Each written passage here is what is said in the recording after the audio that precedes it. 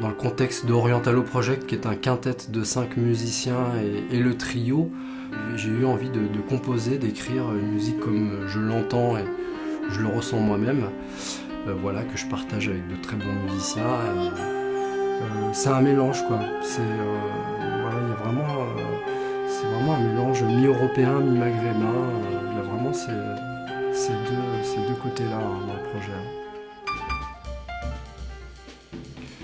J'aime l'émotion, j'aime l'univers musical, j'aime quand il se passe des choses. Voilà, j'ai la sensation que dans le jazz on a un peu tout dit et que c'est un peu toujours pareil. Fallait à un moment donné, pour moi en tous les cas, hein, encore une fois, fallait aller provoquer quelque chose.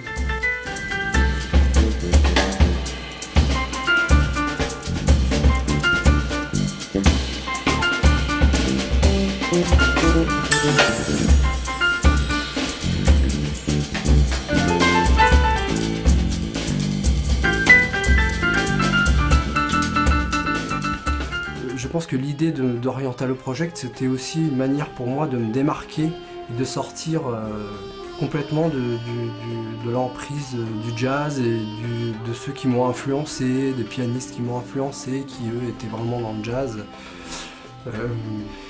Et me faire d'autres choses, vu que j'ai bien compris que j'étais pas justement un jazzman pur et dur, et que j'aimais la musique en réalité, et que j'avais besoin aussi de faire des musiques un peu plus world, un peu plus ethniques.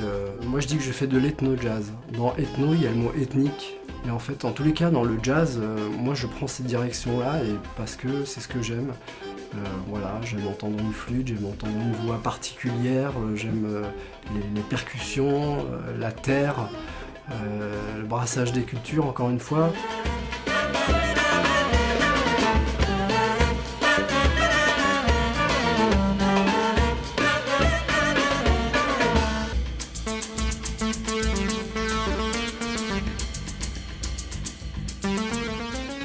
C'est vraiment la direction que je prends, et aussi bien avec mon trio que le quintet. C'est des compositions différentes, pour des contextes différents. Voilà, il y a peut-être juste l'instrumentation, on va dire, qui reste pareil. Donc il s'agit d'un piano, d'une basse et d'un batteur et percussion. Voilà, c'est les seuls éléments qui restent pareils, mais sinon les créations sont vraiment différentes.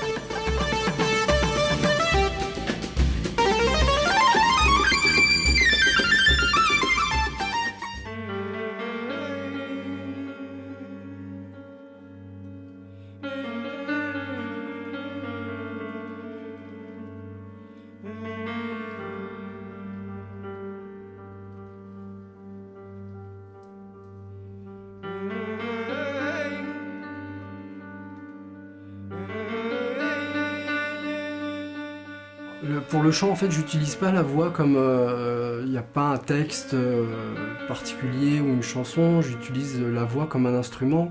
Donc elle intervient pour doubler des thèmes ou pour des improvisations ou des moments de climat, d'introduction.